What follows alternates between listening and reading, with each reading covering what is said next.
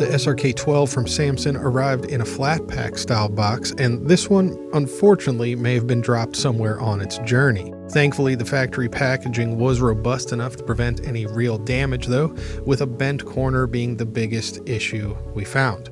It's sheet metal though, and bending it back straight was really easy.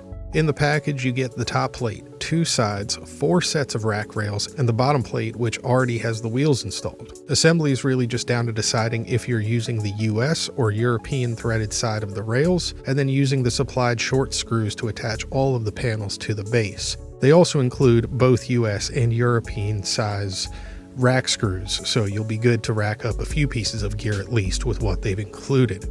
From opening the box to putting gear in the rack, it took about 10 minutes in real time, having never done it before, so it's not a huge project to assemble these. I would caution against using power tools unless you can set your drill or screw gun to an extremely low torque setting.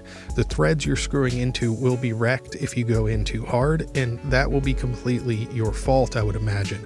A good approach is to get everything roughly put together, finger tight first, and then go back and snug everything up, so that way it's easier to get things square and much quicker to line up all the screw holes as you're assembling.